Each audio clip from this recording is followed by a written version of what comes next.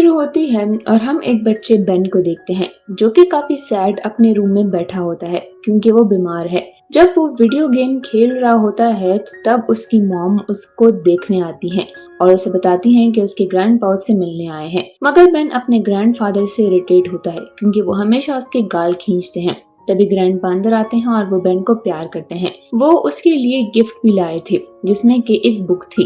ये देखकर Ben disappoint हो जाता है क्योंकि वो कोई वीडियो गेम एक्सपेक्ट कर रहा था। तब ग्रैंडपा उसे बुक्स की अहमियत के बारे में बताते हैं और ये भी कि बच्चों के लिए स्टोरीज पढ़ना कितना अच्छा होता है। ग्रैंडपा उसे बुक लेकर खुद ही उसमें से स्टोरी रीड करने लगते हैं। ये कहानी है बटरकप की जो कि फ्लोरन किंगडम में रहती है और वो अपने किंगडम की सबसे खूबसूरत लड़की है। बटरकप के पास एक फार्म है जिससे ही वो कुछ पैसे कमाती है। फार्म पर एक लड़का वेज़ली उसकी मदद करता है और जब भी वो वेज़ली को किसी काम के लिए बोलती है तो वेज़ली कहता है कि जैसा तुम कहो, जिससे कि एक दिन बटरकप को रियलाइज होता है कि वेज़ली उससे प्यार करता है।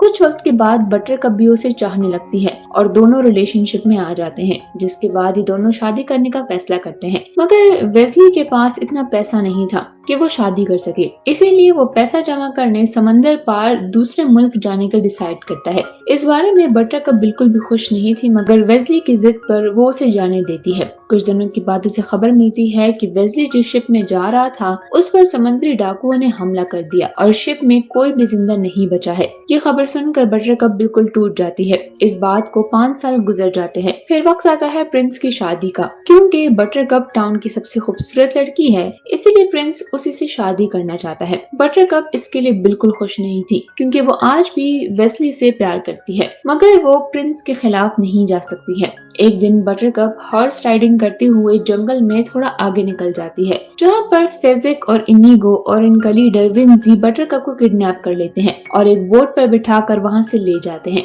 देखते ही देखते शाम हो जाती है। बटरकप को जब होश आता है तो वो खुद को बोट पर पाती है। तभी वो तीनों नोटिस करते हैं कि कोई उनकी बोट का पीछा कर रहा है और जब उन तीनों का ध्यान नहीं होता तो बटरकप पानी में जंप लगा देती है। तभी पानी में से ईल्स की आवाज आती है जिस पर फेजिक उसे वापस से ऊपर उठा लेता है और विंजी उसे बांध देता है। अगली सुबह वो लोग किनारे तक पहुंच जाते हैं जहां उन्हें जाना था। उसके बीच एक बहुत बड़ा पहाड़ है इसीलिए वो एक रस्सी की मदद से उस पहाड़ पर चढ़ने लगते हैं मगर तभी वो देखते हैं कि कोई ब्लैक ड्रेस और मास्क पहना हुआ आदमी उनका पीछा कर रहा है और वो तेजी से उस रस्सी पर चढ़कर ऊपर आ रहा है। वो तीनों जब ऊपर पहुंच जाते हैं तो रस्सी को काट देते हैं ताकि वो ऊपर ना आ सके मगर वो आदमी वहीं पहाड़ी से लटक जाता है। अब विंजी इनिगो से कहता है कि वो उस ब्लैक मैन को मार कर आए, तब तक वो लोग बटरकप को लेकर आगे जाएंगे। काफी देर हो जाती है।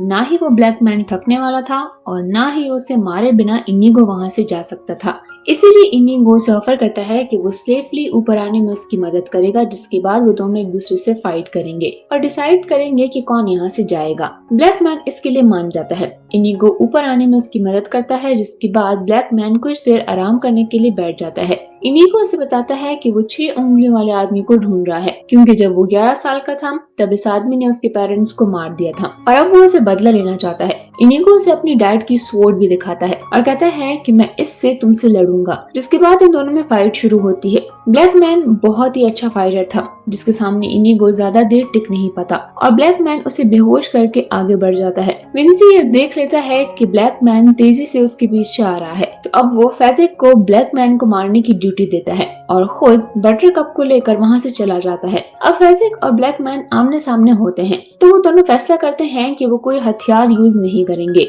ब्लैक मैन इसके लिए मान जाता है मगर फेजिक बहुत ही स्ट्रॉन्ग था इसीलिए ब्लैक मैन उसका मुकाबला नहीं कर पा रहा होता। बहुत कोशिश करने के बाद वो कुछ भी नहीं कर पाता तो ब्लैक मैन उसकी पीठ पर चढ़कर उसका गला दबाने लगता है जिससे कि वो बेहोश हो जाता है और ब्लैक मैन आगे बढ़ जाता है। दूसरी तरफ प्रिंस भी बटरकप को ढूंढने की कोशिश करता है जो कि अपने सब सोल्जर्स के साथ उसी पत्थर तक पहुंच चुका है और कुछ फुटप्रिंट्स को फॉलो कर रहा है। उधर ब्लैक मैन विंजी और बटरकप तक पहुंच जाता है जहाँ विंजी बटरकप की गर्दन पर चाकू रखे ब्लैक मैन के इंतजार में बैठा होता है। ब्लैक मैन विंजी को अपनी बातों में फंसाकर चैलेंज करता है जहाँ वो उसे ड्रिंक्स में कुछ मिलाकर पीने इनिगो कहता है, लेकिन विंजी ये नहीं जानता था कि किस ग्लास में पॉइजन है। अब जो पॉइजन से बच गया वो बटरकप को अपने साथ ले जा सकता है। विंजी इसके लिए मान जाता है। ब्लैकमैन एक ग्लास में पॉइजन डालता है और फिर ग्लासेस को सामने रखता है। विंजी ब्लैकमैन को डिस्ट्रैक्ट करके उसके ग्लास के साथ अपना ग्लास एक्सचेंज कर लेता है। अब वो दोनों ड्रिंक पीते हैं और दरअसल विंजी के ग्लास में ही पॉइजन था, जिस वजह से वो वहीं पर गिर जाता है। ब्लैकमैन बटरकप की आंखों से पट्टी हटाता है और बटरकप को लेकर वहां से चला जाता है। प्रिंस फेज़िक तक पहुंच चुका था, जहां उसे पता चलता है कि उसके अलावा भी कोई बटरकप को चेस कर रहा है। वहीं बटरकप और ब्लैकमैन काफी देर चलने के बाद एक जगह बैठ जाते हैं, जहां बटरकप कहती है कि प्रिंस उसे लेने जरूर आएगा। तब ब्लैकमैन प्रिंस का नाम लेकर उसे छेड़ने लगता है, जिस पे बटरकप कहती है कि वो प्रिंस से प्यार नहीं करती है और ये सब जानते हैं, लेकिन वो एक किलर के साथ भी जाना पसंद नहीं करेगी। ये सुनकर ब्लैकमैन को गुस्सा आता है, मगर वो उसे बिना कुछ कहे ही दूर चला जाता है। उधर प्रिंस विंजी तक पहुंच जाता है, जहां वो पॉइजन देखता है और बटरकप को वहां पर ना देखकर वो समझ जाता है कि वो अभी भी जिंदा है। आगे जाकर बटरकप ब्लैकमैन को कहती है कि मैं जानती हूँ कि तुम पायरेट रॉबर्ट्स हो, तुम बहुत ही बुरी मौत मरोगे क्योंकि तुमने मेरी मोहब्बत वीजली को मारा है। इस पर ब्लैकमैन कहता है कि हाँ, मैंने हजारों लोगों को मारा है, क्या वीजली भी कोई प्रिंस था? तो बटरकप कहती है कि वो कोई प्रिंस नहीं था, मगर वो मेरे दिल का राजा था। इस पर ब्लैकमैन कहता है कि हाँ, आज से 5 साल पहले एक जवान लड़का मुझसे अपने प्यार की खातिर अपनी जान की भीख मांग रहा था, लेकिन तुमने तो अपनी मोहब्बत के लिए इंतजार भी नहीं किया कि वो वापस आएगा। ये सुनकर बटरकप गुस्से में आ जाती है और वो उसे धक्का देती है। ब्लैकमैन नीचे गिरता है और कहता है जैसा तुम कहो।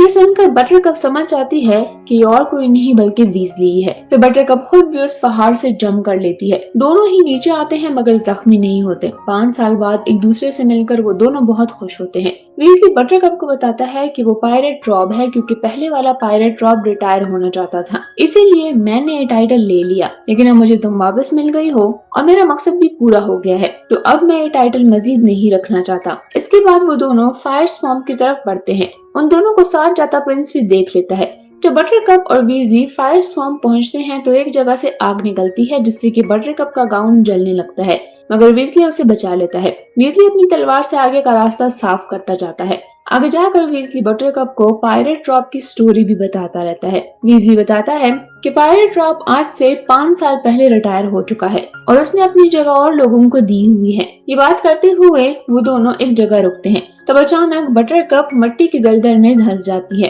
ये देखकर वीजली फौरन ही पेड़ की एक शाख को पकड़कर उस दलदल में जंप करता है और बटरकप को निकाल लेता है। अभी वो सुकून की सांस लेते ही हैं कि वीजली को एक बड़ा सा चूहा दिखता है। बटरकप डर ना जाए इसीलिए वीजली उसे बताए बिना आगे बढ़ने लगता है, लेकिन तभी अचानक वो चूहा वीजली पर जंप कर देता है और उसे काट लेता है। वीजली उसे किसी तरह आग में फेंक कर जला देता है, जिससे वो जख्मी हो जाता है। फिर वीजली उसे अपनी स्वॉर्ड से मार देता है। बाहर जाकर उन्हें प्रिंस के सोल्जर्स की आवाज आती है। प्रिंस उन तक पहुंच चुका था। यहाँ पर प्रिंस के वजीर रूबेन को देखकर वीजली समझ जाता है कि ये वही इंसान है जिसने कि इनिगो के फादर को मारा था, क्योंकि उसकी 6 उंगलियां हैं। प्रिंस वीजली को बेहोश कर देता है और बटरकप को जबरदस्ती अपने साथ ले जाने लगता है। बटरकप एक शर्त पर उसके साथ आने के लिए राजी होती है कि अगर वो वीजली को जिंदा छोड़ दे। प्रिंस इसके लिए मान जाता है, लेकिन वो सीक्रेटली अपने सोल्जर्स को कहकर वीजली को टॉर्चर सेल में डालने को कहता है। अगले सीन में उसकी आंख एक तहखाने में खुलती है, जहां वो जख्मी हालत में पड़ा होता है। प्रिंस बटरकप से झूठा वादा करता है कि वो वीजली को ढूंढ कर लाएगा। प्रिंस का प्लान ये था कि वो बटरकप और वीजली को मार देगा और अपने साथी मुल्क के साथ जंग शुरू करेगा।